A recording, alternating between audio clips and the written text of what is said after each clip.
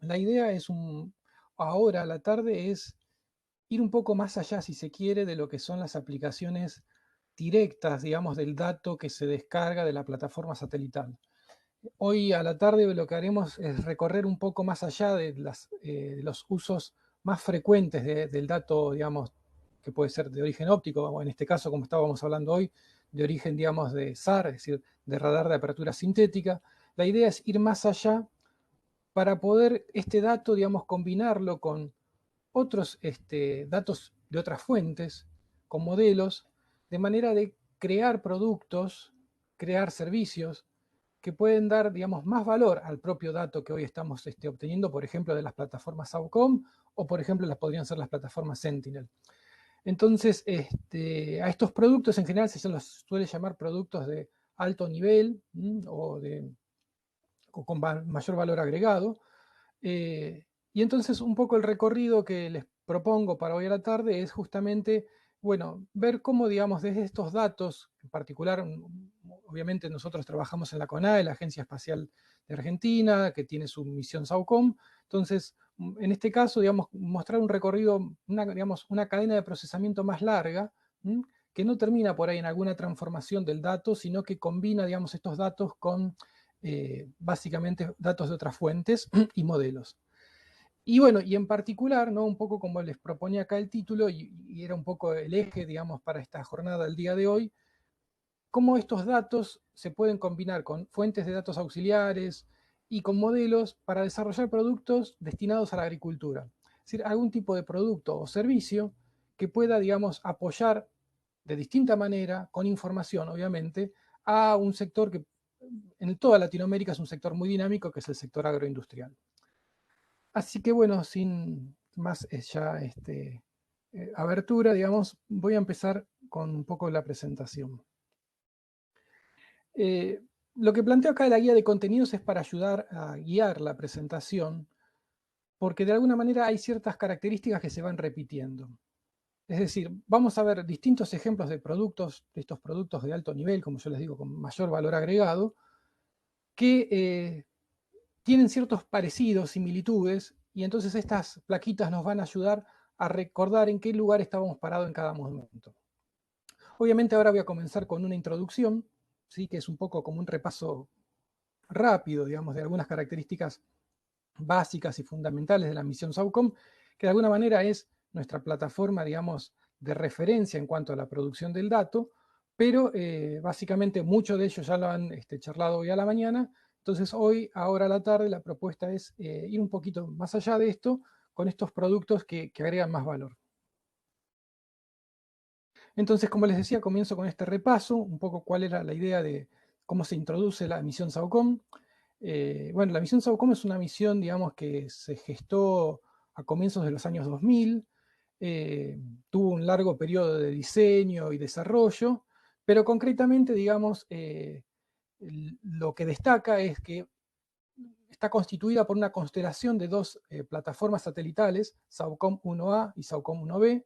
El SAOCOM 1A fue lanzado en octubre del 2018, el SAOCOM 1B el año pasado, en agosto de 2020, y ambas plataformas comparten, cargan a bordo un mismo instrumento, un instrumento SAR, es decir, un radar de apertura sintética, polarimétrico, es decir, que tiene capacidad de básicamente de recuperar la retrodispersión o backscattering con sus dos componentes, digamos, de polarización, vertical y horizontal. Es decir, tiene la capacidad de emitir en vertical y de emitir en polarización horizontal y a su vez, digamos, recuperar o escuchar el rebote, el backscattering, con ambas polarizaciones. Eso da las cuatro combinaciones posibles, ¿no? Lo que vieron hoy a la mañana.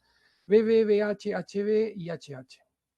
Y particularmente la frecuencia en que trabajan de banda de microondas es la banda L, específicamente 1.27 GHz, es decir, era una frecuencia que era comparable con, si se quiere, la frecuencia en la que trabajaban los viejos celulares. Las primeras generaciones de celulares trabajaban en esta frecuencia, una frecuencia muy parecida.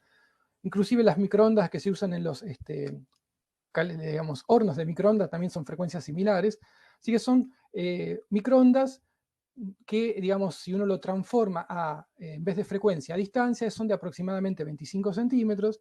y que por lo tanto, como es relativamente larga la longitud de onda, es decir, correspondiente a esta banda, se solía en la literatura decir que era una longitud de onda más compatible, si se quiere, con la sensado, como se suele decir, el sensado o la recuperación de la humedad de suelo, es decir, el contenido de agua en el suelo. Eh, Existen otras bandas que se han utilizado, por ejemplo, Sentinel usa banda C, la misión Cosmo de la Agencia Espacial Italiana usa banda X, la banda X es de aproximadamente del orden de los milímetros, 5 milímetros. Entonces, esto hace que justamente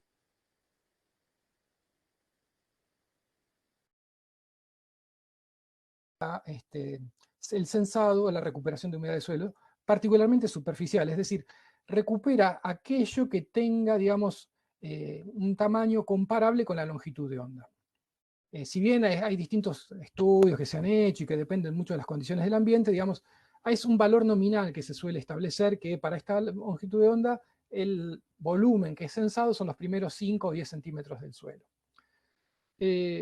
Entonces, esto, digamos, como les decía, son dos plataformas que son idénticas.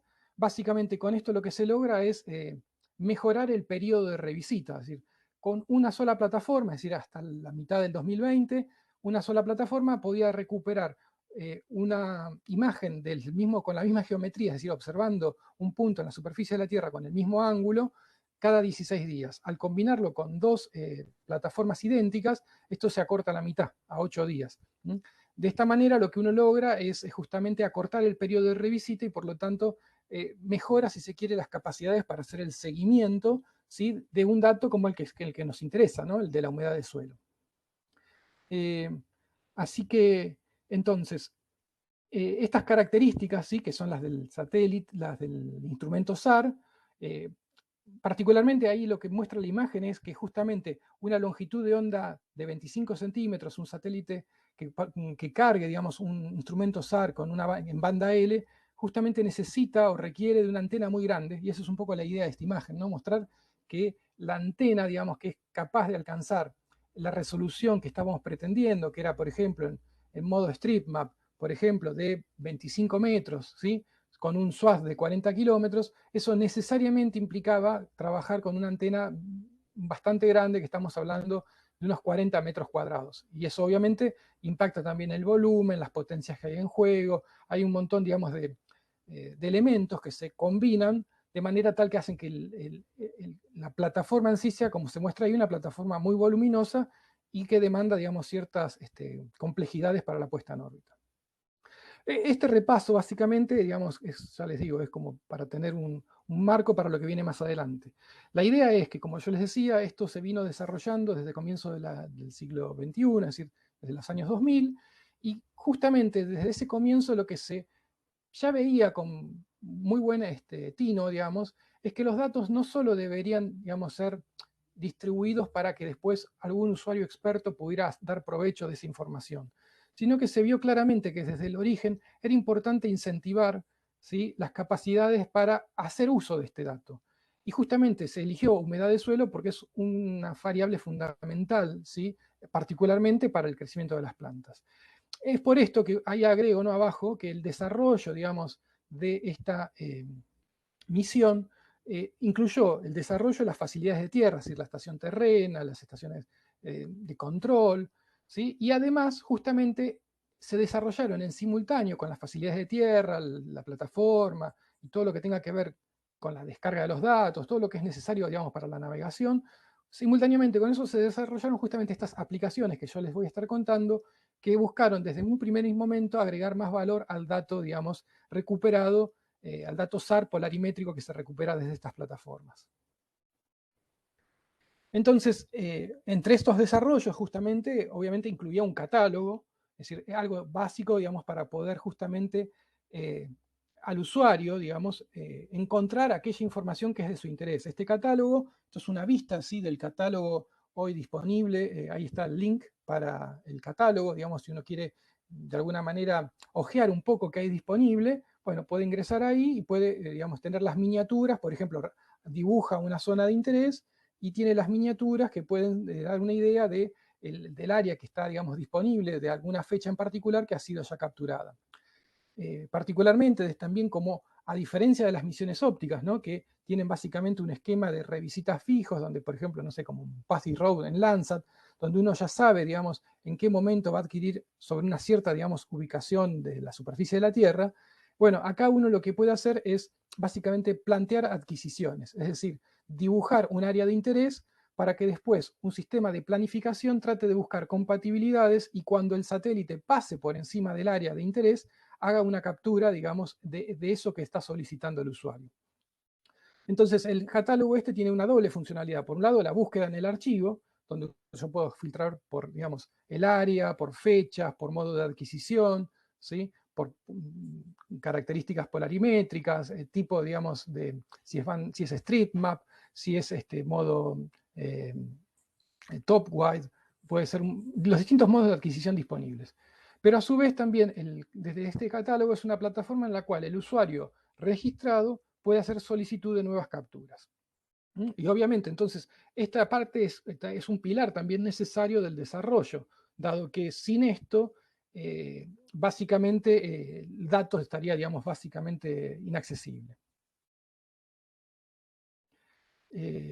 Esto también es un breve quick look, digamos, una miniatura, si se quiere, de una de las imágenes que uno puede, digamos, encontrar ahí disponibles. ¿Sí? Esta es particular del 25 de marzo de 2020, con el modo de adquisición, es dual pole, es decir, solamente tiene dos componentes, HH y HB. Es decir, se emite con polarización horizontal y se recibe el backscattering en los dos canales, el horizontal y el vertical, el cruzado y el paralelo. Y bueno, básicamente la miniatura o el quick look se muestra con alguna elección particular, digamos, de canales para representar la famosa paleta, ¿no? El rojo se muestra como el canal HB, el verde como un promedio entre el HB y el HH, y el canal azul como el HH. Pero, digamos, esto es una combinación que puede ser de interés para, no sé, mostrar algunas características como ciudades, agua, etcétera. Pero ustedes ya han visto que hay distintas combinaciones, y ni hablar si usamos las cuatro polarizaciones. Que bueno, obviamente uno puede, cuando usa las cuatro polarizaciones, aprovechando que el canal HB y VH, el canal cruzado, son básicamente, no agregan información, entonces puede dedicar cada, digamos, color a por ejemplo, el rojo al HH, el canal cruzado al verde y el canal BB, el canal horizontal, vertical, al azul, por ejemplo. Entonces ahí no tendríamos problemas. Entonces, como repaso, digamos así, de algunas características fundamentales, lo pongo un poco de contexto, para, digamos, ir entrando, como yo les decía, en aquellas características que son principales, que tienen que ver con el desarrollo de estos productos de alto nivel o con mayor valor agregado. Y como les vengo hablando, ¿no? Esta misión se pensó desde el inicio como en banda L para justamente optimizar la capacidad de, digamos, de respuesta en lo que es la recuperación de humedad de suelo o el contenido de agua en el suelo. ¿Y por qué se centró esto en ese aspecto o en esa variable biofísica? Porque básicamente la humedad de suelo, como ponemos ahí en el primer renglón, es el principal factor que limita el crecimiento de un cultivo y el transporte de los nutrientes. Es decir, particularmente para Argentina, que es un estado, digamos, que una gran parte de su producción y exportación tiene que ver con el sector agroindustrial. Obviamente, tener un mejor conocimiento de una variable que afecta tan directamente a la producción, básicamente, de sus cereales, de sus leguminosas y de los productos derivados, harinas, aceites y todo lo que implica el sector agroindustrial. Entonces, básicamente, tener una mejor estimación de una variable fundamental como la humedad del suelo tenía un gran impacto, sí, sobre básicamente la disponibilidad de esta información y las decisiones que se puedan tomar en base a un mejor conocimiento de ella. ¿Cuáles son los antecedentes? Porque está muy bien, pero ¿era importante hacer esto? Sí, la realidad es que la medición de la humedad del suelo es esencialmente, digamos, dificultosa. Es esencialmente compleja. ¿Por qué? Y porque tiene mucha variabilidad espacial y temporal. Digamos, los antecedentes que hay en Argentina, por ejemplo, que es un país el que la humedad del suelo, como les decía, tiene un interés, digamos, intrínseco, pero a nivel mundial hay pocos, o había, mejor dicho, pocos antecedentes en lo que se refiere a la medición o estimación del contenido de agua en el suelo. Básicamente, como les decía, tiene mucha variabilidad, variabilidad espacial, variabilidad temporal, Pero, por ejemplo, uno dice, bueno, ¿podríamos poner en las estaciones meteorológicas sensores de humedad de suelo? Sí, puede ser, pero digamos, es poco representativo, digamos, la humedad puede variar muy rápido en un metro de distancia puede variar, digamos, de manera muy apreciable. Eh, Varía, digamos, también, no solamente, digamos, no solamente está la complejidad de la variabilidad espacial, sino también está la complejidad propia del sensor que debe ir enterrado. Ese sensor enterrado muchas veces está sometido a distintos tipos de esfuerzos mecánicos. No es lo mismo también en la cobertura. Uno puede tener el valor dado una cobertura de un pasto corto de unas determinadas características, como se suele definir para, digamos, lo que es el cerco alrededor de la estación meteorológica. Pero en general, adentro de un cultivo, las demandas de, digamos, de agua de un cultivo pueden ser muy diferentes, ¿sí? Depende de la profundidad radicular. Entonces, todo eso hace que, si bien, por un lado, uno podría tener, por un lado, valores, mediciones, pero solamente puntuales, y no solamente que puede tener mediciones puntuales, sino que también son difíciles de sostener en el tiempo.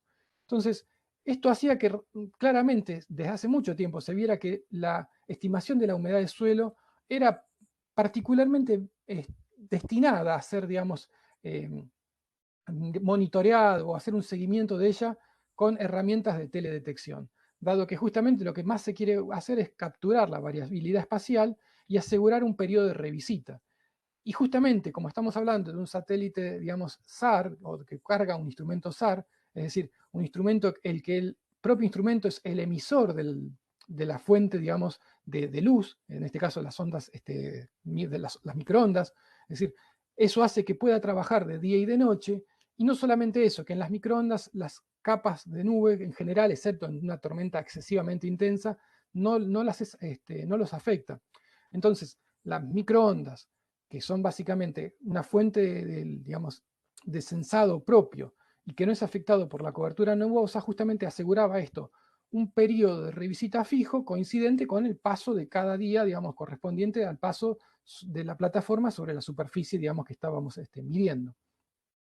Entonces, eh, estas características que justamente tiene favorables para la medición de la humedad de suelo hacían que pensar en banda L, una longitud de onda un poco más grande, que no es afectada por la cobertura nubosa, ¿sí? Y que la fuente de onda, la fuente de luz es la propia plataforma, garantiza este periodo de revisita y por lo tanto asegura, digamos, revertir esta situación, ¿no? De la medición escasa, infrecuente o irregular digamos, un nuevo estadio en el cual la medición iba a ser continua, con un paso de tiempo razonable, digamos.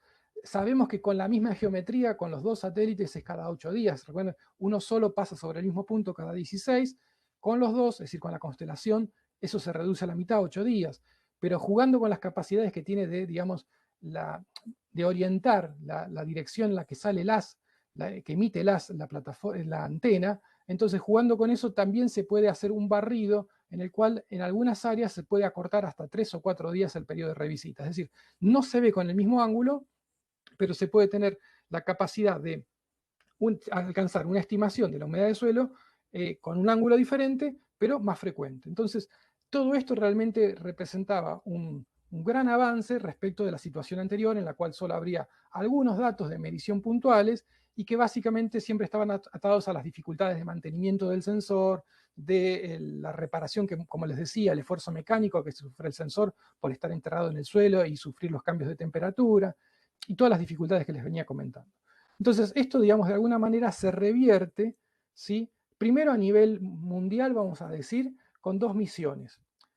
Con una misión de la ESA, ¿sí? Que es la misión SMOS, que entre otros objetivos tenía también medir la salinidad oceánica, porque querías con eso ver cómo la salinidad oceánica estaba siendo, digamos, alterada por los procesos de calentamiento global o de cambio climático, y pero también tenía la capacidad de recuperar no solamente o hacer una estimación de la salinidad del mar, sino también estaba orientada a la humedad del suelo.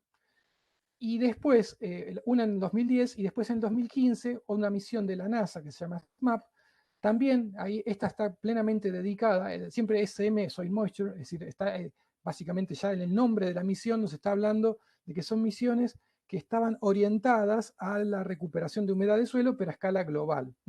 Por ejemplo, en general estas misiones recuperan toda la superficie de la Tierra cada 3 días.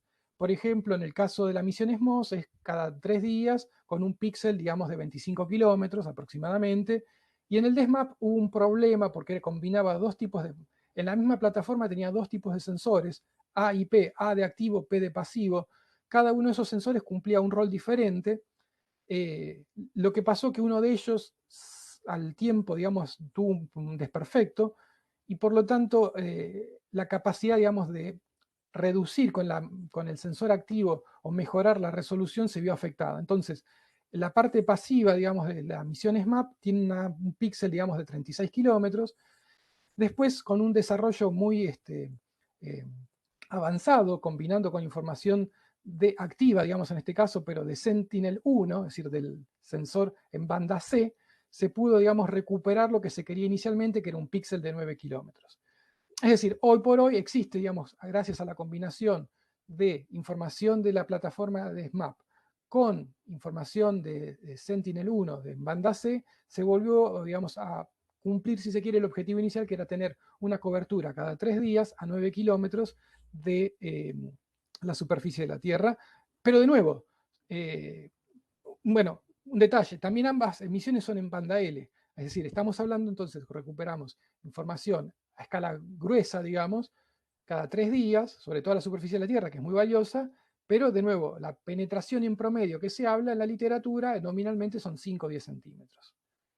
Entonces, ¿cuál es lo que viene a hacer la misión SAOCOM? Bueno, de nuevo, como les venía hablando, contribuye a revertir esta falta de conocimiento, ¿sí?, en la humedad de suelo. Y particularmente, como es un instrumento de radar de apertura sintética, lo que permite justamente es refinar mucho más, si se quiere, la grilla en la cual puede ser capaz de detectar lecturas independientes de humedad de suelo, llegando, como ustedes han visto, por ejemplo, en promedio, después de todas las transformaciones y modelos que hay que aplicar, podríamos decir entre 100 y 250 metros, se puede considerar que el valor de humedad de suelo que estamos recuperando es independiente del vecino. Obviamente esto tiene mucho impacto en lo que se llama la región pampeana, que es una región de alta productividad en Argentina, sobre todo de granos y leguminosas, de cereales y leguminosas, de granos en general. Tiene mucho impacto y bueno, justamente esa era la idea de poder proveer información de gran valor para la toma de decisiones. Y bueno, justamente la misión, digamos, SAOCOM provee una información de más detalle y que con la combinación, como les decía, de la constelación de los dos satélites, asegura una revisita de 8 días y variando ligeramente los ángulos de adquisición se puede en algunas zonas acortar a 1 a 3. Así que estamos con, para lo que es por lo menos lo que interesaba para Argentina, un mayor detalle y con una revisita similar a la de las otras misiones de cobertura global. Por eso, digamos, ahí lo que insisto es que lo que se abandona de alguna manera es la escala global con la misión SAOCOM y se pasa a la escala de parcelas, ¿no?, como punto, digamos, fuerte. Y de nuevo, si bien todo esto creo que tiene valor intrínseco, la idea era no quedarse en este lugar, sino simplemente, no simplemente quedarse en este lugar, sino ir más allá y tratar de, con este dato que claramente tiene mucho valor, poder contribuir de una manera fuerte, digamos, y decisiva en los distintos procesos que tienen, que son de interés para el sector. Y entonces, el primer desafío que se encaró y que justamente se hicieron los trabajos de desarrollo, como les decía, en simultáneo con las facilidades de tierra y de la plataforma, fue justamente pensar en algún tipo de eh, sistema que sea capaz ya de extrapolar, si se quiere, o de extender la información de humedad superficial, que decimos nominalmente son los primeros 5 o 10 centímetros, a la zona radicular, digamos aproximadamente los primeros 2 metros. Es decir, eh, como primer, digamos, objetivo estaba muy bien obtener humedad de suelo superficial, que tiene mucho impacto, por ejemplo, porque eso determina la capacidad si uno tiene que ingresar con maquinaria agrícola, si puede o no, digamos, lo que se llama el piso, digamos, si está, digamos, en condiciones o no de transitar maquinaria agrícola, si las condiciones son aptas o no, por ejemplo, para la siembra, dada la humedad, que es la humedad superficial, es la humedad a la profundidad a que se deja una semilla. Es decir, había, digamos, aplicaciones que ya estaban directamente a la mano, pero, digamos, también había mucho, digamos, necesidad de conocer más allá de eso, y por eso se planteó esta necesidad de estimar el contenido de agua en toda la zona radicular.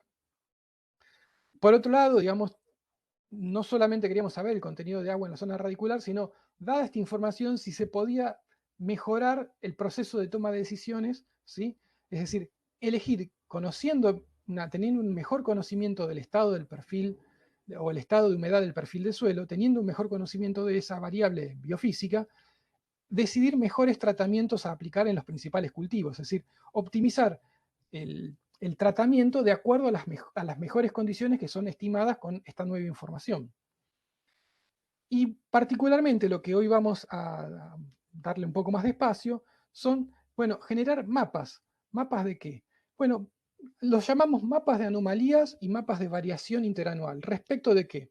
Bueno, queremos de alguna manera tratar de decir cuál sería el escenario medio de la producción de, por ejemplo, maíz, ¿sí?, para la campaña actual 2020-2021, cómo compara, de acuerdo a las condiciones que tenemos mejor estimadas, porque tenemos la información real de humedad de suelo, cómo con estas condiciones de hoy, cuál es el escenario medio, es decir, es como una proyección a futuro de final de campaña, cuál es la proyección media, como si uno hiciera, digamos, distintas predicciones de largo plazo, cuál es la predicción media respecto, digamos, a la producción de maíz y cómo ese valor compara con lo que fue la producción del año anterior. Eso sería una variación interanual.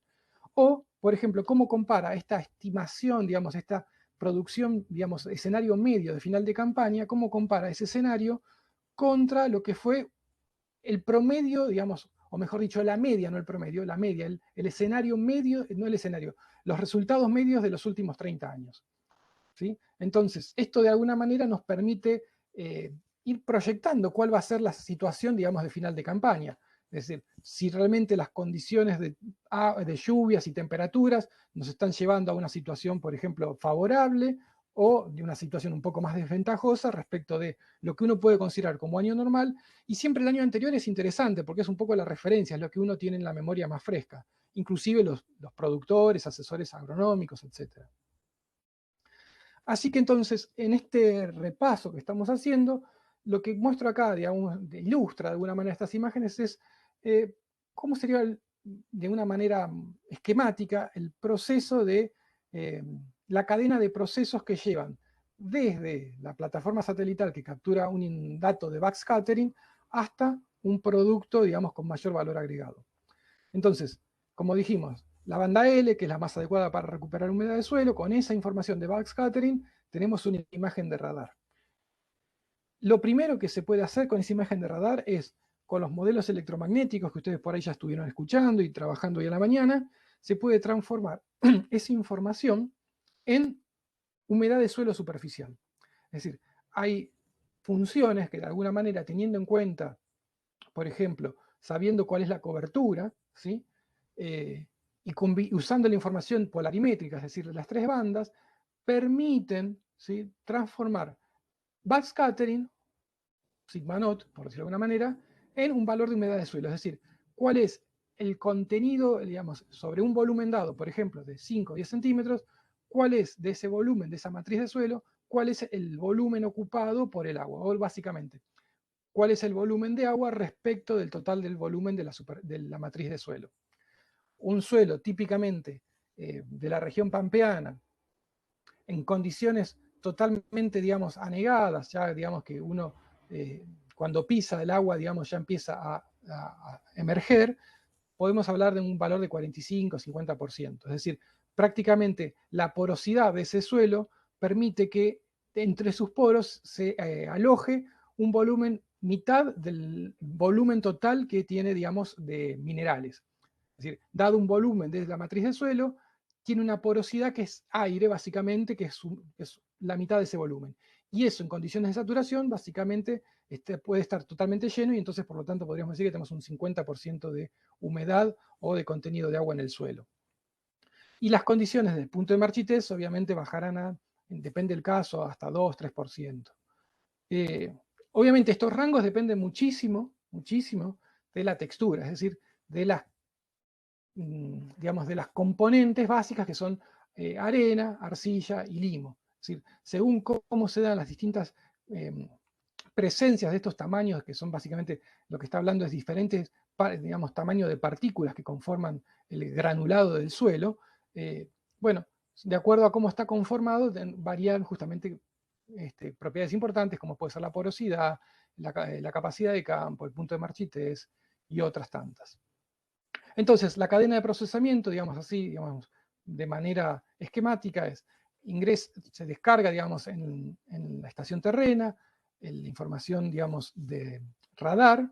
Esa imagen radar se transforma con modelos electromagnéticos en un mapa de humedad de suelo superficial, y ese mapa de humedad de suelo superficial, que es tan importante, como decíamos, para el crecimiento de las plantas, ¿sí?, para el transporte de los nutrientes, permite de alguna manera estimar mejor la condición hoy actual en la humedad del perfil de suelo, y que por lo tanto va a definir mejor cuál es digamos, los posibles escenarios de crecimiento de las plantas, ¿sí? O cómo ha sido, digamos, el crecimiento hasta la fecha, dado las condiciones que se vienen observando de humedad de suelo.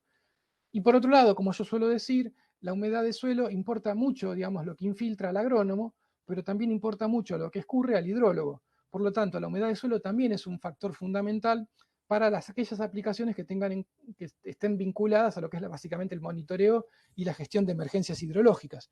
Entonces, un mejor conocimiento de la humedad de suelo permite justamente hacer mejores pronósticos o generar mejores escenarios, ¿sí?, respecto a cuando se pueden dar eventos extremos, pueden ser sequías, como, digamos, grandes inundaciones, o básicamente hacer un seguimiento, digamos, del estado de humedad de la cuenca y cómo es la respuesta de los principales arroyos y ríos.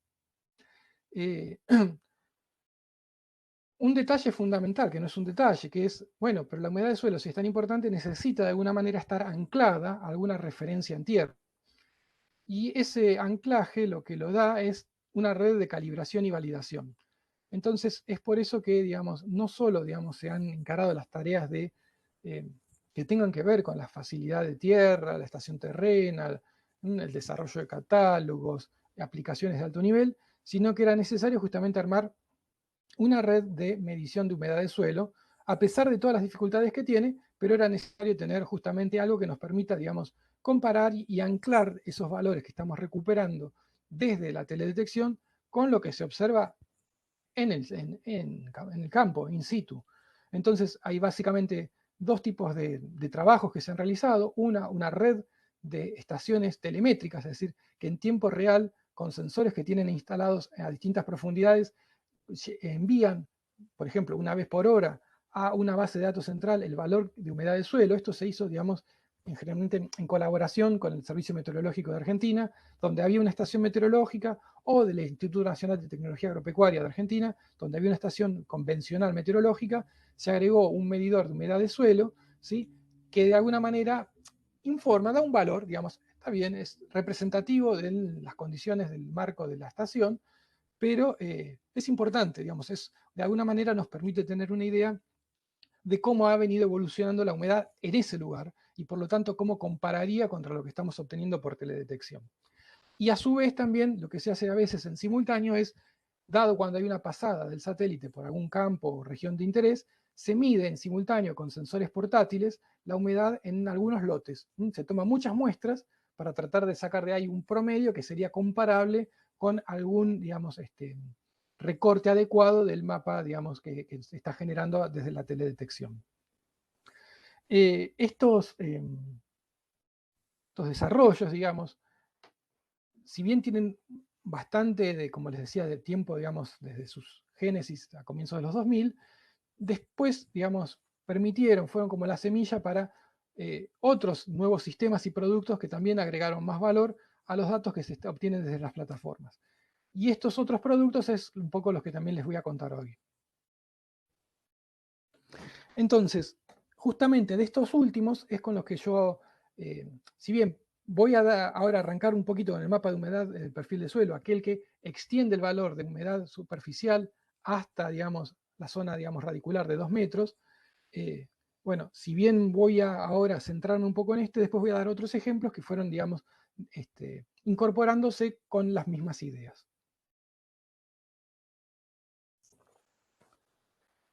Como les decía, el sistema básicamente dio lugar después a otros desarrollos que son similares, que digamos, de alguna manera fueron como la semilla para otros desarrollos y productos. ¿Y por qué fue esto? Bueno, porque básicamente se contó con un sistema que permitió después expandir y lograr nuevos usos. Todos ellos, básicamente, estos sistemas comparten tres pilares. Y esto es un poco lo que me interesa hoy, ahora mostrar. ¿Cuáles son los tres pilares fundamentales de todos estos sistemas que, en verdad, como les decía, tienen su origen ya hace mucho tiempo? Bueno, los tres pilares son, obviamente, la teledetección, que obviamente incluye la humedad del suelo superficial, los sistemas de información geográfica, que acá juegan un rol fundamental, de una manera distinta a lo que es la visión por ahí más histórica, ¿no? La visión histórica es el uso de herramientas de escritorio, por decir así. Hoy básicamente vamos a ver algunos ejemplos, si nos alcanza el tiempo, que no tienen tanto que ver con eso, sino más bien tienen que ver con una tendencia que se da actualmente, como desde la programación, es decir, desde procesos programáticos, se puede lograr generar productos y que tiene la ventaja de que una vez que uno realiza el programa o el script o como uno le guste llamar, tiene la capacidad de ser un proceso que se puede repetir tantas veces como nuevos imágenes o mapas ingresan. Así que entonces dentro de los pilares del sistema tenemos la teledetección, los sistemas de información geográfica, que ya les digo, no pensándolo tanto como lo se suele pensar como un sistema de escritorio, sino de nuevo como un conjunto de herramientas que permiten operar con datos espacialmente georreferenciados, datos espaciales, con información espacial. Y como yo les decía, la idea de los modelos, la idea de estos productos de alto nivel que agregan más valor es combinar datos de teledetección con otras fuentes de datos. ¿Y cómo se combinan? Utilizando modelos. Básicamente los modelos que puede usar uno son, digamos, el lugar donde se puede combinar estas distintas fuentes de datos. Y en particular, como nosotros en este eje de esta tarde lo que trabajamos es sobre información que tenga de interés para el sector agroindustrial, vamos a hablar de modelos de cultivos. ¿Y qué son los modelos de cultivo? Bueno, un modelo de cultivo básicamente es un modelo matemático, ¿sí? Es un modelo básicamente que resuelve algún tipo de ecuación numéricamente en la cual simula, ¿sí?, a paso diario el crecimiento de una planta o de un cultivo. Por ejemplo, trigo, por ejemplo, maíz, por ejemplo, soja, por ejemplo, girasol y muchos otros más. Nosotros lo que usamos es un modelo o un conjunto de modelos que se llaman de la familia DISAT. Es una, digamos, se suele llamar como suite para la agronomía, pero básicamente es un sistema que reúne distintos modelos con capacidad justamente de simular el crecimiento de distintos cultivos, por ejemplo, caña de azúcar, que estamos también trabajando ahora, en interacción con el ambiente. Es decir, no solamente tiene en cuenta, digamos, las características que tengan que ver con el cultivo en sí, digamos, su potencial, sino realmente cómo se expresa ese potencial de acuerdo a las, por ejemplo, temperaturas máximas y mínimas diarias, la radiación solar, ¿sí?, la disponibilidad de lluvias o riego suplementario. Y además, no solamente esto, no solamente teniendo en cuenta la interacción con el ambiente, sino que además uno lo que puede agregar es información específica que tiene en cuenta el manejo, es decir, por ejemplo, el trigo, cuándo se sembró, si se agregó algún tipo de fertilizante nitrogenado, eh, por ejemplo, si se hizo el riego suplementario eh, y otras condiciones que se suelen dar, densidad de plantas, por ejemplo, separación entre hileras, etc. Entonces, estos modelos matemáticos, que por un lado, como dice ahí, ¿no?, agregan valor, necesitan de muchos datos auxiliares, ¿sí?, permiten básicamente combinarse con otros datos, como por ejemplo los de teledetección, y hay un elemento fundamental que es el sistema de información geográfica, que es el que permite de alguna manera hacer como interfaz entre las distintas fuentes de datos, lo que necesita el modelo para poder correr con su formato respectivo y la salida que después de alguna manera se tiene que disponibilizar para los usuarios. Entonces, dentro, por ejemplo, en los modelos de cultivo, dentro de los datos auxiliares, que son muchísimos, hay tres grandes grupos: los coeficientes genéticos, los registros meteorológicos y las propiedades de los suelos. Los coeficientes genéticos de alguna manera describen la capacidad, digamos, potencial de ese cultivo. Es decir, por ejemplo, cuántos días van a pasar hasta que sale la primera hoja, cuántos días pasarán, o cuántos grados día, en verdad, técnicamente, la segunda hoja, cuánto dura el proceso reproductivo, cuánto dura el proceso vegetativo, por decir algo, el maíz. Digamos, de alguna manera son coeficientes que se calibran para, en condiciones potenciales, es decir, sin ningún tipo de limitante ni restricción para la planta, expresar su potencial. Entonces se calibran esos coeficientes y básicamente se ingresan en el modelo, digamos, como una serie de valores típicos que definen la respuesta de, digamos, distintas, puede ser, en el caso de, no sé, una soja, bueno, tendrá la respuesta caracterizada para lo que llaman los distintos grupos madurativos y de distintos ciclos. En temas de registros meteorológicos es fundamental, por ejemplo, nadie va a discutir que, como estamos hablando todo el tiempo del agua, cómo no va a entrar la lluvia acumulada en las últimas 24 horas de cada día. Eso, de alguna manera, esa disponibilidad de agua termina penalizando el crecimiento, es decir, si ese cultivo llegará a expresar su potencial o cómo será, digamos, castigado básicamente por la falta de agua. Es decir, el estrés hídrico de alguna manera castiga el crecimiento de la planta. Y los suelos, ¿no? Porque básicamente los suelos nos van a, como decíamos antes, las características, la porosidad, la capacidad de campo, punto de marchitez, nos definen de alguna manera cuánto de toda el agua que llega por riego o por lluvias, ¿sí? De precipitaciones, cuánto de eso infiltra, cuánto es retenido por el suelo, cuánto va a un drenaje profundo, cuánto se transforma en escorrentía, y obviamente eso es lo que va a tener la planta finalmente después para su consumo. Perdón, acá hay un detalle interesante que quería marcar, que el tema, digamos, de las procedencias de los datos. ¿No? La parte, digamos, genética, obviamente somos una agencia espacial, eso lo trabajamos con el Instituto Nacional de Tecnología Agropecuaria, la parte de información meteorológica con el Servicio Meteorológico Nacional, y también la parte de suelos con el Instituto Nacional de Tecnología Agropecuaria, con el Instituto de Suelos y otras estaciones experimentales. Un dato importante es que los suelos, nosotros hicimos, como yo suelo decir, un resultado, digamos, un beneficio, digamos, colateral de todo este proyecto fue lograr unificar en una sola capa la información de suelos de 5 provincias argentinas muy importantes, sobre todo para este sector, para el sector agroindustrial, que son la provincia de Entre Ríos, de Santa Fe, de Córdoba, La Pampa y de Buenos Aires. Es decir, logramos juntar en una única capa vectorial la información de suelos, dado que había mucha información que todavía estaba en formato papel y que nosotros digitalizamos, y no solo digitalizamos, sino que también tuvimos que cargar los atributos, digamos, correspondientes a esos coeficientes hidráulicos.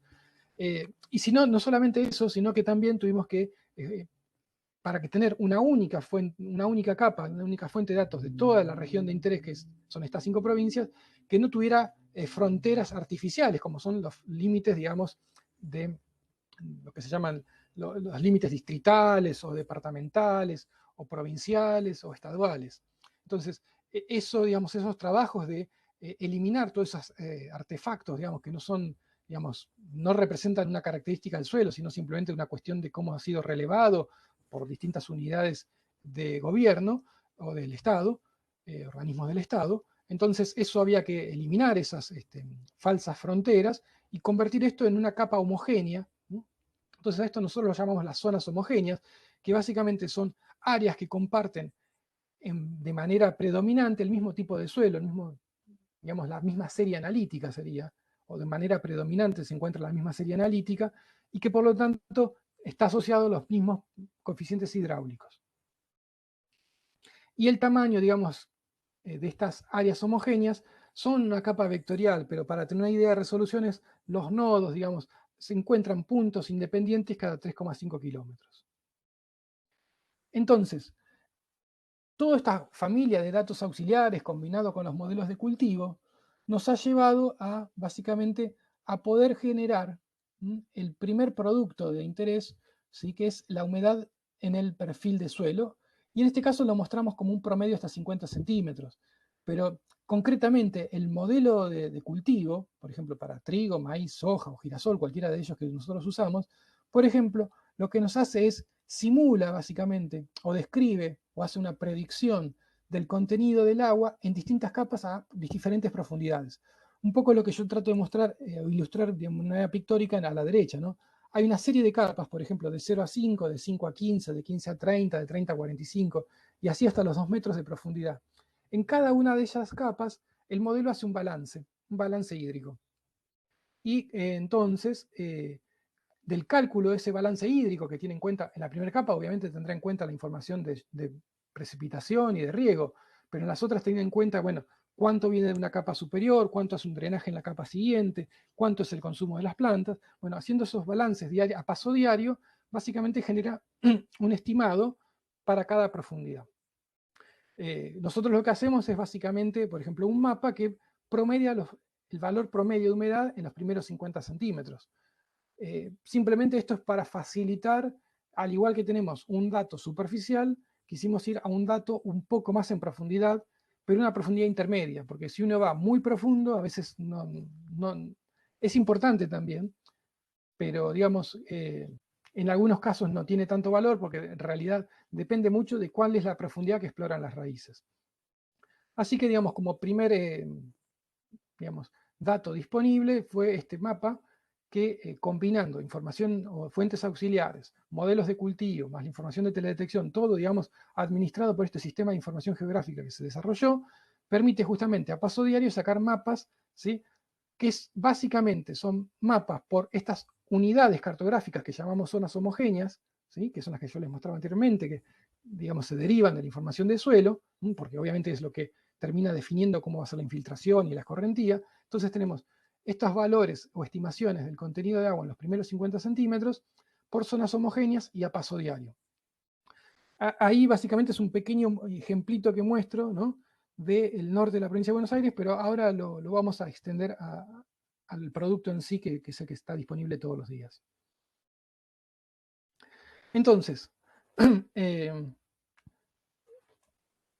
además, digamos, de desarrollar este sistema, como les decía, desde los inicios, ¿sí? De la misión, lo que se intentó, y ahora se ha logrado de una manera mucho más eficiente, es acceder, que los usuarios puedan acceder a los mapas de la mayor cantidad de maneras posibles, ¿sí? Es decir, tratamos de facilitar el acceso, porque el dato hoy por hoy, si no llega al usuario, realmente es como que uno puede tener un producto muy interesante, muy valioso, pero si no es usado, realmente no tiene, digamos, más valor, porque justamente se ha perdido, digamos, eh, el que le da valor, que es el usuario, ¿no? Entonces, en este momento lo que se está usando son 3 caminos diferentes, digamos, 3 vías de acceso diferentes a los mapas, por ejemplo, como el que estamos charlando ahora de humedad del perfil de suelo. Estos 3 mecanismos o caminos alternativos son, por un lado, lo que se llama el geoportal, ¿sí? Un geoportal es básicamente un visualizador de productos, que ahora vamos a ver el detalle, un geocatálogo de metadatos, y los geoservicios o GC, que es un mecanismo, digamos, alternativo para que usuarios que son más avanzados, que tienen, digamos, un cliente como puede ser QGIS, puedan acceder siempre a la última versión y no necesariamente descargar todo el producto, que siempre es un tema. Entonces, bueno, ahí tienen el link a la página de CONAE, donde está básicamente los geoservicios, y básicamente cliqueando sobre las miniaturas, uno va a cada una de estas vías de acceso. Ahora vamos a charlar en particular sobre cada una de estas. Entonces comienzo por el geoportal. Básicamente el geoportal es un instrumento que permite a un usuario no experto, es decir, no del área de teledetección, digamos, tener una vista, ¿sí? Por ejemplo, de este producto que es el que venimos charlando, el de humedad del perfil de suelo promedio en los primeros 50 centímetros. Es decir, normalmente uno, si tiene un producto de este estilo, como un archivo GeoTIFF, necesitaría software SIG específico. Sin embargo, digamos, con este tipo de herramientas, un geoportal, un usuario que no es experto, que no tiene experiencia con software SIG o GIS específico, puede tener una visualización del producto, una idea, y lo único que necesita es tener un navegador de Internet. Es decir, va a la página del geoportal y va cliqueando sobre las distintas solapas que, digamos, referencian a los distintos productos disponibles. Entonces, este primer mecanismo de acceso está pensado en usuarios no expertos y, entre otras cosas, aparte de visualizar el producto, hacer zoom en el área que puede ser de interés, agregar otras capas que él pueda, digamos, pensar que son de interés, tiene algunas funcionalidades básicas como el valor en el punto y otras cositas. Luego el otro mecanismo de acceso, que es el geocatálogo. El geocatálogo lo que nos permite básicamente es buscar dentro de todo lo que sería la pila de datos disponibles, aquellos datos que son, por ejemplo, de interés, por ejemplo, filtrarlo por extensión espacial, se puede filtrar por fechas, por tipo de producto, distintas palabras claves.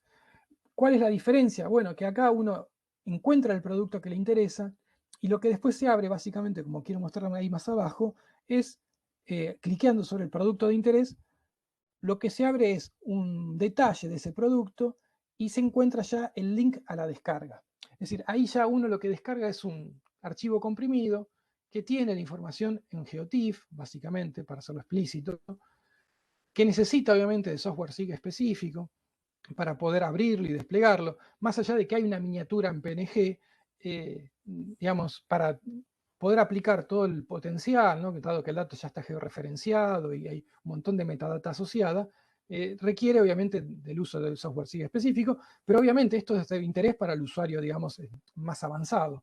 Entonces, acá el usuario avanzado tiene una capacidad de buscar entre los productos que pueden ser de su interés aquel que es interesante para su proyecto, descargarlo y procesarlo localmente. Y la tercera vía, digamos, hablamos geoportal, el geocatálogo de metadatos, y la tercera vía son los servicios WMS, digamos, que seguían el estándar de la OGC, ¿no? Este organismo que básicamente se encarga de estandarizar o normalizar la información geoespacial. Entonces, los servicios WMS lo que permiten es acceder en este caso, básicamente los datos de humedad de los últimos 7 días, humedad del perfil del suelo de los últimos 7 días, ¿sí? Directamente del servidor hoy en CONAE. Entonces, ¿cuál es la ventaja que eso tiene? Que yo siempre estoy accediendo al dato más reciente que está publicado, en su versión más reciente, y en verdad yo puedo inclusive descargar solamente aquella parte del dato de mi área de interés. No me está obligando los servicios de WMS a descargar el dato completo, sino yo en mi proyecto puedo trabajar en una cuenca pequeña de 50 kilómetros cuadrados de alguna región, entonces solamente descargo aquella parte de la información que es de interés o que, digamos, que se solapa con mi área de mi región de interés. Y eso reduce las descargas, reduce tiempo, reduce el peso de la información que uno maneja. Y aparte, como les decía, un dato muy importante es, elimina estos conflictos que suele que haber entre que uno se descarga un dato y después por ahí ese dato es reprocesado, ¿sí? El famoso tema que solía haber, ¿no? Que uno después no sabía si tenía la versión más reciente o no del mismo producto. Entonces, de esta manera, siempre uno tiene acá para el día, digamos, para el día de hoy, los últimos 7 días, la última semana, los últimos datos disponibles en su versión más actual. Bueno, esto quizás después lo puedo tratar de mostrar un poco mejor con el ejemplo con QGIS, que me gustaría compartirlos con ustedes, de cómo abrir básicamente el dato con, digamos, a través del canal WMS, del protocolo WMS. Básicamente esto cuenta cómo se puede básicamente conectar con el servidor y elegir entre los productos disponibles. Bueno, dado que yo les conté recién un poco el tema del mapa de humedad de perfil de suelo, como les decía, hay otros productos que son básicamente similares, ¿sí? Como los mapas de anomalías que yo les estuve comentando anteriormente y de variaciones interanuales en las producciones de los principales cultivos. Esos mapas tienen una gran similitud, ¿sí? Y bueno, entonces ahora vamos a tratar un poquito de eso. En verdad estos mapas son productos, son 6 en total. Hay variaciones interanuales para trigo y anomalías o variaciones respecto a la normal para trigo. Hay variaciones interanuales y anomalías para maíz y hay variaciones interanuales y anomalías para soja de primera. Entonces tenemos en total 6 productos, ¿sí? 3 cultivos muy relevantes para la región pampeana, trigo, maíz y soja de primera, y en sus dos formas. ¿Cómo cambió, digamos, cómo estaría cambiando la producción media de final de campaña de este año con respecto a la del año pasado, con respecto a la de un año normal? Y al igual que en el caso de la humedad del perfil de suelo, también accesible por las 3 vías, geoportal, geocatálogo de metadatos y como, digamos, geoservicio WMS. Bueno, entonces, estos son ejemplos de producto.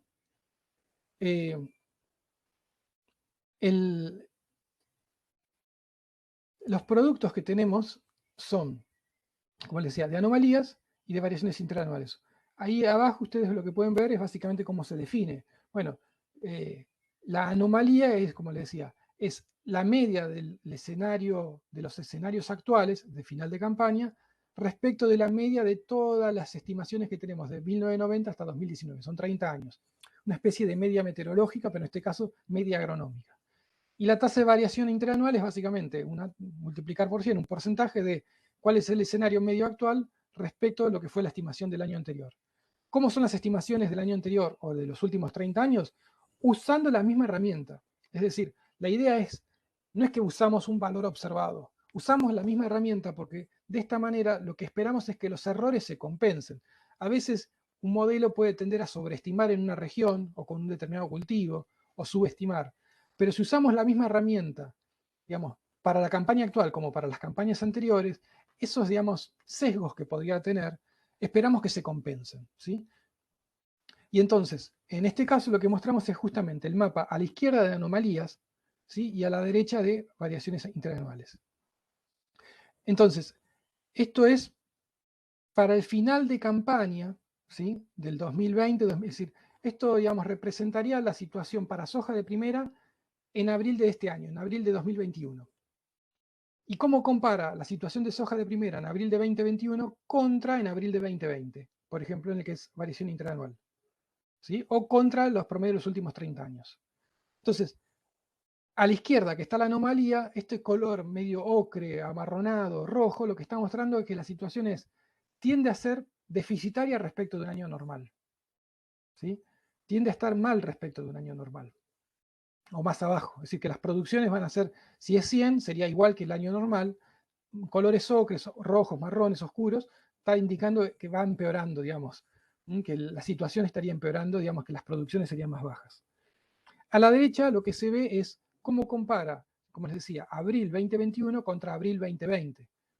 Bueno, ahí hay un poco de otros colores, porque puede ser que si bien todo el año en promedio es malo con respecto a un año normal, en algunos lugares puede ser que el año anterior haya comportado de una manera peor todavía y por eso se ve esos manchones verdes. Es decir, si bien el 2021 no es en abril de 2021 no es un buen año por ahí, es mejor que el año anterior en algunos lugares y por eso es que aparecen esas zonas más de color verde. Entonces es importante porque es una información complementaria. Nos da una idea de el año pasado, el año anterior, que lo tenemos fresco, como fue ese final de campaña, y cuál es contra la expectativa de lo que es un año normal. Un año, digamos, puede ser mejor que el año pasado, pero no por eso sea un año bueno en sí mismo. Es un poco lo que quiere mostrar estos gráficos.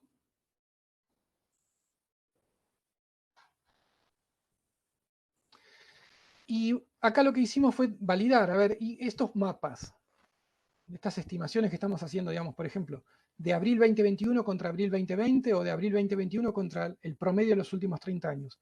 ¿Cómo compara contra lo que son las observaciones, los registros que tenemos reales? Es decir, en Argentina hay un ministerio, el Ministerio de Agricultura, Ganadería y Pesca, que hace estimaciones agrícolas, hace, digamos, tablas en las que básicamente tiene los rendimientos de los principales cultivos en cada uno de los principales partidos, municipios, departamentos de esta región. Entonces, yendo a esa información, digamos, histórica, uno básicamente lo que puede hacer es agregar lo que nosotros tenemos a una escala de 3,5 kilómetros, por decir algo, agregarlo a la escala de municipio y comparar contra esos valores que han sido, digamos, informados por el ministerio. Bueno, básicamente este semáforo lo que nos termina mostrando es el grado de acuerdo que hay entre los mapas que nosotros estamos publicando y lo que se observó realmente para ese caso de estudio, que en verdad es un caso, digamos, de la campaña anterior, que era la que teníamos disponible con datos. Entonces, lo que vemos es que en general hay una buena área, digamos, en cobertura, digamos, con bajo, digamos, desacuerdo, bajo error. Los mayores errores los tenemos al sur de la provincia de Buenos Aires, es un área que hay tosca, es una pequeña zona de serranías, entonces eso, digamos, creemos que los suelos por ahí hay que caracterizarlos mejor.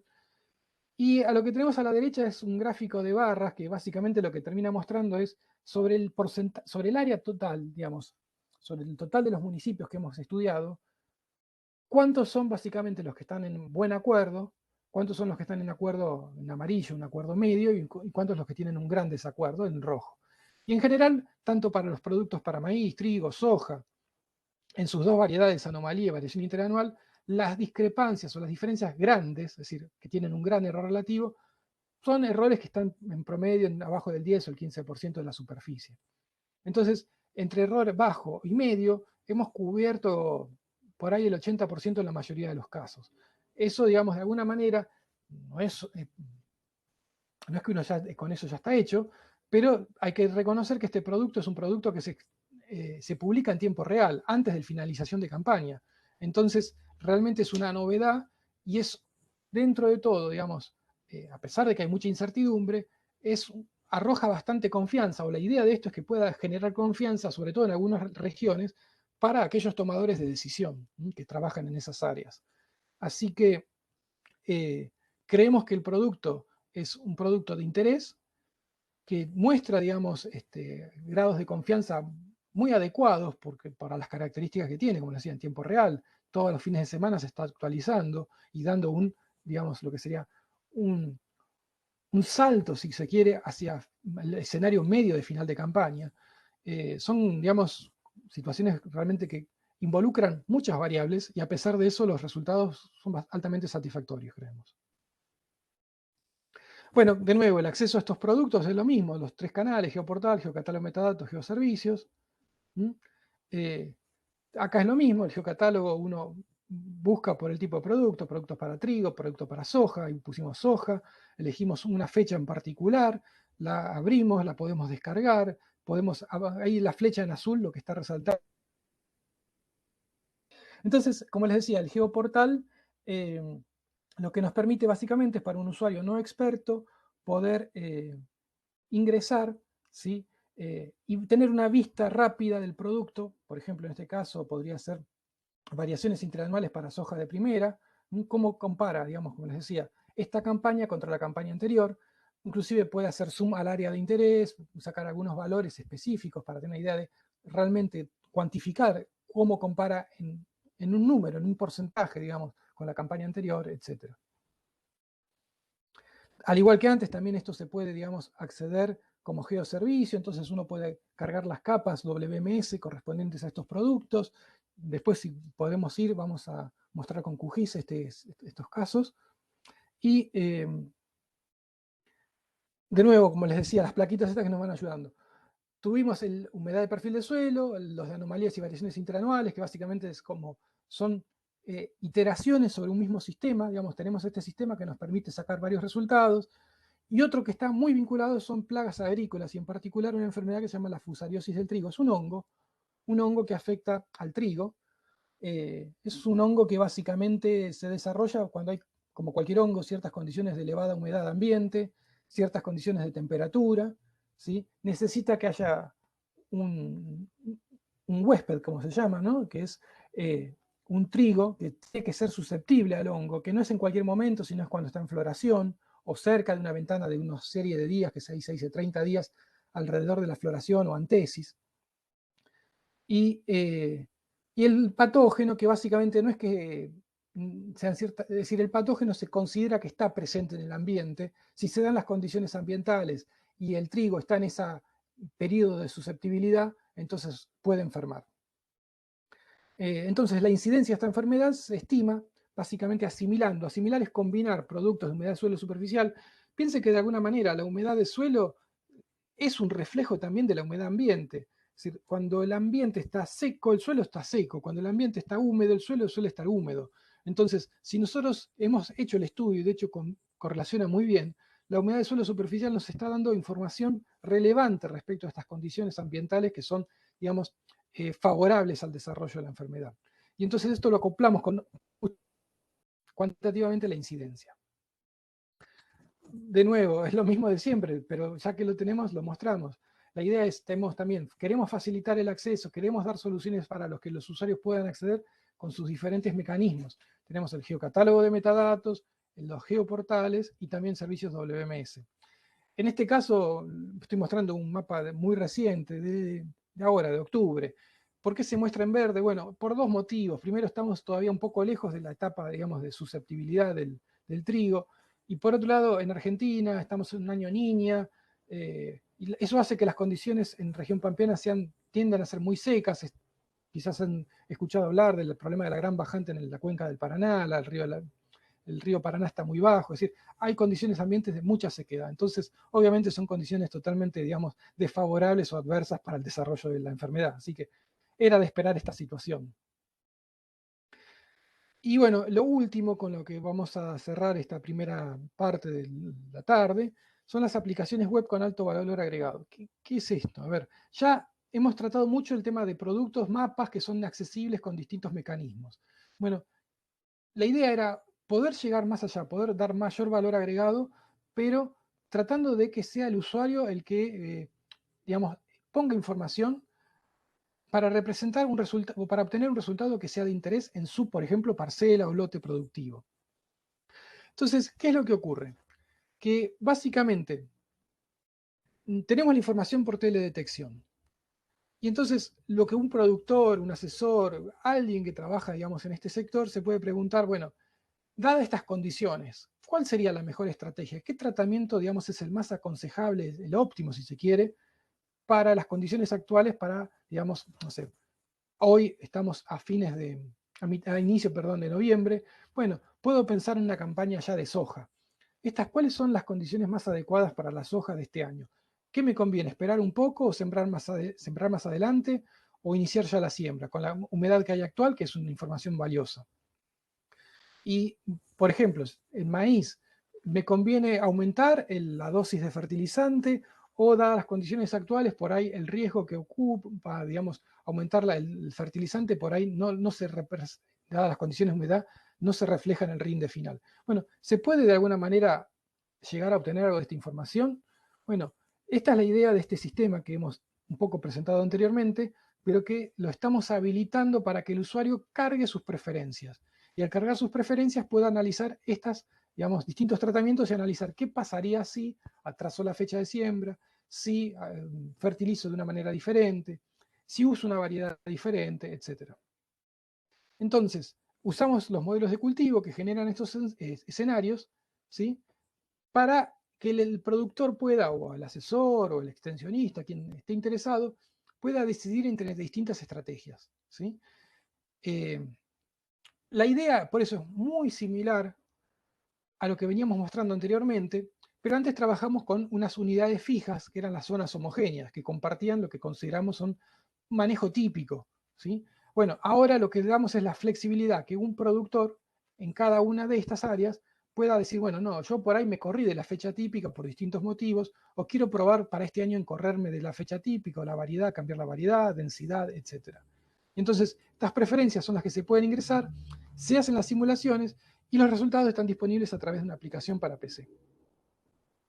Bueno, la primera de ellas, que de estas aplicaciones web, es un sistema, digamos, para soporte, de soporte para la toma de decisiones en la agricultura, que se desarrolló, digamos, inicialmente con la colaboración del INTA, el Instituto Nacional de Tecnología Agropecuaria, que busca, obviamente, ayudar a, como les decía, asesores, productores, extensionistas, y que básicamente trata de dar esto, son comparar distintos escenarios, escenarios que representan la respuesta a propuestas, digamos, de tratamiento de cultivo diferentes. Es decir, el usuario, sea productor o sea un asesor, hace un ensayo de un posible tratamiento para su cultivo. Y entonces este sistema le genera un escenario de rinde y el usuario podrá comparar, digamos, los distintos escenarios que resultan, también teniendo en cuenta lo que, digamos, los vínculos que pone cada, digamos, las restricciones, ¿no?, de cada tratamiento que propone. Por ejemplo, obviamente un cultivo que va a proponer, un tratamiento que va a proponer con mucho fertilizante, tendrá que tener en cuenta que si aumenta la cantidad de fertilizante, puede ser que mejore el rinde, pero también tendrá un mayor costo de fertilización. Ese tipo de análisis que excede, digamos, a la facilidad que tiene esta aplicación, bueno, queda del lado del usuario, pero de alguna manera esto facilita, digamos, con números concretos esas decisiones. Entonces, en general, lo vamos a ver si nos queda después un rato de tiempo, supongo que sí. El productor o asesor se va a enfrentar con una aplicación como esta que está aquí, donde él va a completar estos datos, que son su información que tenga que ver con sus preferencias, y va a mandar a correr al sistema, y el sistema le va a generar gráficos como este que está acá. Estos gráficos de caja básicamente lo que representan es escenarios medios con respecto a un año normal, ¿sí? Y el tamaño de la caja de alguna manera lo que representa es, bueno, una variabilidad que se asocia con lo que sería a una primera desviación estándar o a dos desviaciones estándar. Acá lo que se planteó son, por ejemplo, para maíz, 4 tratamientos, ir subiendo la dosis de fertilizante nitrogenado, digamos, con urea, con 50 kilos, primero directamente sin fertilización, el segundo con una fertilización de 50 kilos por hectárea, el tercero con 100, y el cuarto agregando riego. Obviamente, el tercero, ya vemos que el escenario medio está en 90. Eso es lo que nos está hablando que casi es un escenario normal. El escenario medio es casi un escenario normal. Lo que sí hay mucha variabilidad este año por efecto de la sequía, digamos, que está afectando a la región. La misma salida, pero básicamente lo que muestra es la curva de crecimiento, cómo evoluciona el crecimiento o el peso seco del grano a medida que va pasando el tiempo. Es decir, esto lo estamos simulando ahora, digamos, en octubre. Más o menos esto nos habla que en diciembre empezaría el llenado del grano y finaliza, digamos, alcanza la madurez a fines de febrero, marzo del año siguiente. Y entonces, cada una de estas curvas lo que representa es básicamente los percentiles, lo mismo que decíamos antes. El escenario medio, el escenario que estaría al percentil 15 o al 85, que sería equivalente a una desviación estándar, y el percentil 3 o 97, que sería equivalente a 2 desviaciones estándar. Y por último, también lo que muestra la aplicación es básicamente el estado de la humedad del perfil del suelo para la fecha actual, ¿sí? En el lote que está, porque el usuario básicamente le está dando las coordenadas de su lote.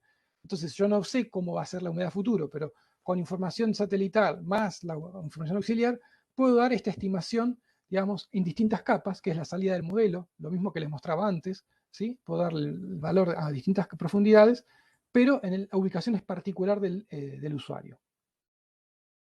El segundo es muy parecido al otro producto que hablábamos de la fusariosis de trigo, pero básicamente lo que es específico es que acá el usuario carga la ubicación de su lote, carga su fecha de siembra. ¿Por qué tiene importancia eso? Y bueno, porque según cuál ha sido la fecha de siembra, de alguna manera se corre esa fecha de floración o antesis y se cambia la ventana de susceptibilidad. Entonces puede ser que dos lotes que si siguieron, digamos, un manejo típico podrían estar afectados. Si el vecino hizo un manejo diferente, atrasó la fecha de siembra, se atrasó, se adelantó por algún motivo particular, puede ser que haya corrido su ventana de susceptibilidad y entonces por ahí las condiciones esas que lo favorecen no le peguen de llano y por lo tanto por ahí no lo afecta tanto. Entonces, si bien tenemos un mapa general, como les mostraba anteriormente, cada usuario particularmente puede ir a su lote, digamos, ubicarse en su lote y pedir una corrida explícita con sus características específicas de cómo ha sido el manejo para justamente generar este tipo de gráficos. Entonces, por ejemplo, en este gráfico lo que se ve es que para ese lugar que estamos simulando ha tenido, digamos, un crecimiento en alguna fecha que yo veo por ahí, no la llego a ver bien, creo que es en octubre, ha tenido una fecha, pero está en lo que es dentro de la zona verde, digamos, no es todavía un problema. Es decir, podría haber algún riesgo, pero es muy bajo. Entonces, ¿cuál es la ventaja? A diferencia del producto regional, que puede acá, digamos, salir de los valores típicos que uno necesariamente tiene que dar para un producto regional y ponerlo específico del manejo que él tiene en su lote, su fecha, inclusive puede agregar la fertilización, que eso también modifica a veces el momento en el cual el cultivo alcanza la fecha de antesis, etc. Y entonces, como para cerrar esta primera mitad, algunos comentarios finales. Bueno, claramente les he hablado muchísimo de la humedad del suelo. ¿Por qué? Porque ha sido el motor principal de la misión. Y esto es así porque, digamos, después se ha asimilado, es decir, se ha integrado ese valor de humedad del suelo en cultivos o en modelos para generar productos con alto nivel destinados a la agricultura. En realidad yo les mostré mucho hoy de la agricultura, pero bueno, como también les dije, hay mucho de interés en emergencias hidrológicas, en gestión de emergencias, en el, digamos, monitoreo de las cuencas, etc. Entonces, la humedad de suelo básicamente se combina con modelos y con información de fuentes auxiliares para lograr productos de alto valor, como les decía, o con mayor valor agregado, que son ya destinados a un sector específico y que de alguna manera colaboran con información en, digamos, los procesos de toma de decisión de ese sector.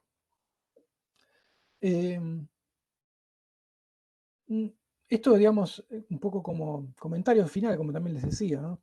Eh, esto no se agota a la región pampeana, no se agota a lo que mostramos. Es decir, ustedes han visto que hay aplicaciones en mar y océano en los días anteriores, hay aplicaciones en energía, se sale de la región pampeana y se trabaja en otras zonas argentinas y de Latinoamérica.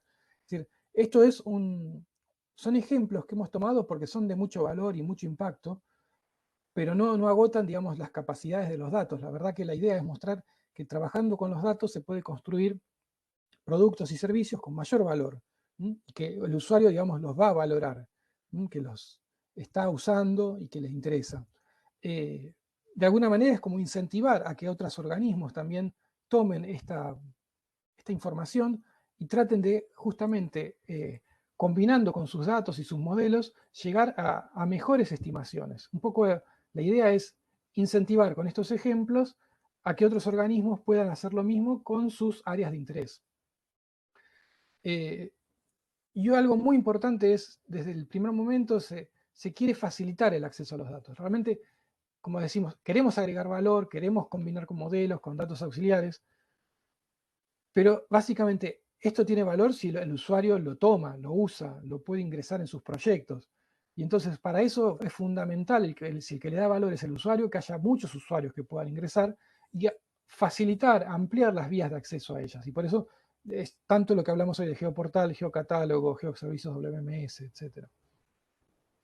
Y lo último, como les decía, aparte de los productos como mapas, trabajamos en estas soluciones web, ¿sí?, que hacen un procesamiento a demanda, que el usuario carga sus preferencias y puede analizar qué pasaría si en su campo se da ciertas condiciones, se da cierto tratamiento. Y eso creemos que tiene valor porque realmente uno puede dar mapas, puede dar productos, pero ya dar servicios en los cuales los propios usuarios pueden cargar su información y sacar conclusiones que son, digamos, específicas para sus intereses, aumenta mucho más las posibilidades. Bueno, y hasta acá la primera mitad. Muchas gracias.